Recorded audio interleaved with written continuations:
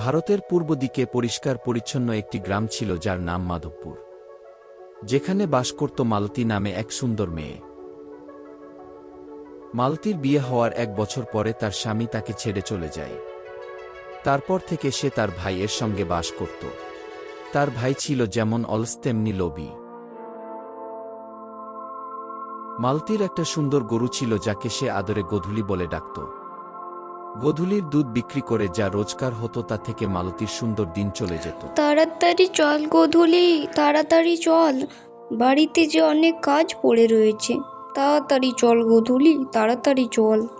যা তো দেখি গোধূলি, ওই দিকে অনেক ঘাস রয়েছে কচি কচি, খেয়ে আসবি যা, আমি একটু জিরিয়ে নিই এখানে। গোধূলি তো অনেকক্ষণ গিয়েছে, কই এখনো তো ফিরলো না, কে জানে কোন দিকে চলে গেল আবার। যাই যাই, এখানে বসে থাকলে আর হবে না, দেখে আসি গোধূলি আবার কোন দিকে গেল। হায় রে ভগবান! ও গোধূলি, গোধূলি, কোন দিকে গেলি তুই? ও গোধূলি, গোধূলি। এটা তো একটা বাচ্চার কান্নার শব্দ। হ্যাঁ হ্যাঁ, এই শব্দটা তো এদিক থেকেই ভেসে ভেসে আসছে। যাই, দেখে আসি তো। এই গভীর জঙ্গলে আবার বাচ্চা কিভাবে হলো? দেখো তো বাবা, কাণ্ড কারখানা, কার এমন যে কাণ্ড! ও মা, এ তো একটা ছোট বাচ্চা ছেলে। কিভাবে এলে বাবা তুমি এই গভীর জঙ্গলে একা একা? আমি জানি না আমি কিভাবে এখানে এলাম, একটা লোক আমাকে এখানে ছেড়ে দিয়ে চলে গেছে। আহারে, ছেলেটা তো ঠিকভাবে কথাও বলতে পারছে না। কে যে এই ছেলেটাকে ছেড়ে দিয়ে গেল এইভাবে? আচ্ছা বাবা, তুমি ভয় পেও না। তুমি বলতে পারবে যে তোমার বাড়ি কোথায়, তোমার বাবা মা কে, তুমি কোনখান থেকে এসেছো? আমি জানি না, আমি মায়ের কাছে যাব, আমাকে আমার মায়ের কাছে নিয়ে চলো। ঠিক আছে বাবা, আমি তোমাকে তোমার মায়ের কাছে নিয়ে যাব, কিন্তু তার আগে এখন তুমি আমার কাছে আমার সাথে থাকবে, চলো।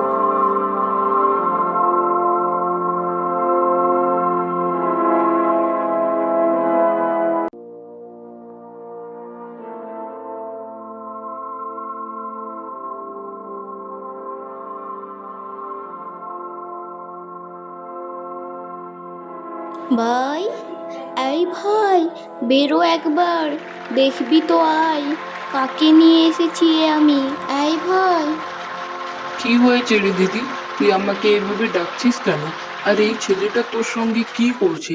এই ছেলেটাকে তুই কোথায় পেলি? এত অবাক হওয়ার কি আছে ভাই, তুই এই বাচ্চাটাকে চিনিস নাকি?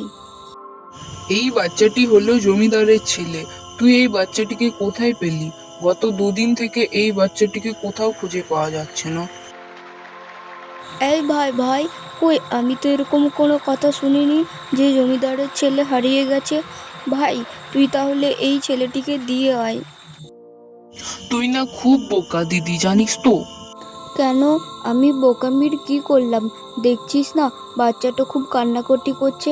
যা না ভাই, তুই গিয়ে দিয়ে আয় জমিদারের হাতে এই বাচ্চাটিকে। আমার মাথায় একটা বুদ্ধি এসেছে দিদি, যাতে সাপও মরবে আর লাঠিও ভাঙবে না। এই বাচ্চাটি আমাদেরকে বড়লোক হতে সাহায্য করবে দিদি। এই বাচ্চাটিকে এখন আমরা লুকিয়ে রাখবো। তারপর আমরা জমিদারের বাড়ি যাব, গিয়ে বলবো জমিদারের বাড়িতে জমিদারকে যে আমরা আপনার ছেলেকে খুঁজে দেব। তার পরিবর্তে আপনি কি দেবেন আমাদের? তখন দেখবি জমিদার বাবু আমাদেরকে তার ছেলের জন্য সবকিছু দেবে, আর আমরা বড়লোক হয়ে যাব। না না ভাই, এই পাপ কাজ আমি কখনোই করতে পারবো না। বাচ্চা ছেলেটি সেই তখন থেকে কান্না করছে, কিচ্ছুটি খায়নি। ও ওর মায়ের কাছে যেতে চায়, না হলে কিচ্ছু খাবে না। ওর মাকে ওর খুব প্রয়োজন ভাই। তুই যদি না যাস, আমি একাই গিয়ে দিয়ে আসবো ওকে। এইদিকে জমিদার বাবু ও তার বউ তাদের ছেলেকে খুঁজে না পেয়ে চিন্তায় পাগল হয়ে যায় এবং তার বউ হুকিয়ে হুকিয়ে কাঁদতে থাকে। জমিদার বাবু অনেক লোক পাঠিয়েছে তার ছেলেকে খুঁজার জন্য, কিন্তু কেউ কোনো খবর নিয়ে আসেনি। অবশেষে জমিদার বাবু তার বউয়ের কান্না সহ্য করতে না পেরে বলে ওঠে, ও গিন্নি, আর কান্নাকাটি করো না গো। সেই সকাল থেকে কেঁদেই যাচ্ছ তুমি। আমি তো হরিকে পাঠিয়েছি, ও ঠিক আমাদের ছেলেকে খুঁজে আন। 2 দিন হয়ে গেল আমি আমার ছেলেটির কোনো খবর পাইনি, আর তুমি এখানে বলছো কান্না করো না। আমার তাড়াতাড়ি আমার ছেলেকে ফিরিয়ে দাও আমার কাছে। হরিকে তো পাঠিয়েছি গিন্নি, দেখো ও ঠিক আমাদের ছেলেকে খুঁজে নিয়ে আসবে। কোনো চিন্তা করো না তুমি। এই হরি এলো বলে। ও হরি, হরি, আমার ছেলেকে খুঁজে পেলি তুই? কোথায় আমার ছেলে, কোথায়? দেখতে পাচ্ছি না কেন ওকে। জমিদার বাবু, আপনি আমাকে ক্ষমা করুন। পুরো মাধবপুর খুঁজেছি, কিন্তু আমি আপনার ছেলেকে কোথাও খুঁজে পাইনি। হরি ছিল জমিদারের বিশ্বস্ত একজন। জমিদারের খাওয়া থেকে শুরু করে ঘুমানোর পর্যন্ত সব দায়িত্ব নিজের হাতে নিত হরি। হরিকে জমিদার বাবু খুব বিশ্বাস করত। আজকের দিনে হরি তার ছেলেকে খুঁজে দিতে না পেরে জমিদার বাবু হরির সাথে খুব খারাপ ব্যবহার করে এবং বাড়ি থেকে তাড়িয়ে দেয় হরিকে। এই জন্য তোকে আমি আমার কাছে রেখেছি। আমার প্রাণের ছেলে আমার কাছ থেকে হারিয়ে গেছে, তুই তাকে খুঁজে এনে দিতে পারলি না। দূর হয়ে যা হতভাগা। জমিদারের কথাতে রাগে কষ্টে হরি জমিদারের বাড়ি থেকে চলে যায়।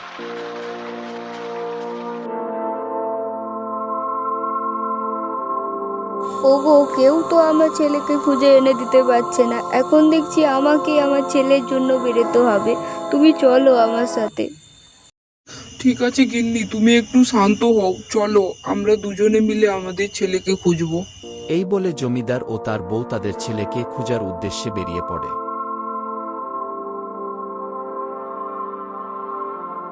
এইদিকে মালতীয় জমিদারের ছেলেকে জমিদারের হাতে তুলে দেবার জন্য বেরিয়ে পড়ে।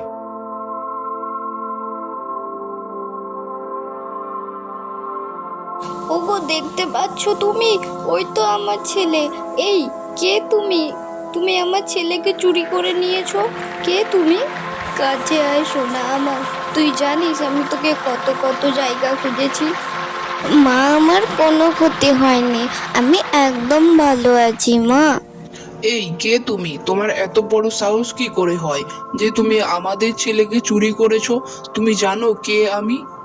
এই কাজের জন্য তোমাকে আমি গ্রাম ছাড়া করব। আমি জানি আপনি এই গ্রামের জমিদার, আর বিশ্বাস করুন জমিদার বাবু, আমি আপনার ছেলেকে চুরি করিনি, ওকে আমি বাঁচিয়েছি। ওগো, এ তো সামান্য মিথ্যে কথা বলে যাচ্ছে। তুমি একে গ্রাম থেকে তাড়িয়ে দাও এক্ষুনি। না মা, ইনি একদমই মিথ্যে কথা বলছে না। ইনি আমাকে বাঁচিয়েছে, ইনি সত্যি কথা বলছে মা। একে কিছু করো না তোমরা। ওগো, আমার মনে হয় আমাদের ছেলে সত্যি কথা বলছে। একে আমরা ছেড়ে দিই, এর জন্যই আমরা আজকে আমার ছেলেকে ফিরে পেলাম। হ্যাঁ গিন্নি, তুমি ঠিক কথাই বলছো।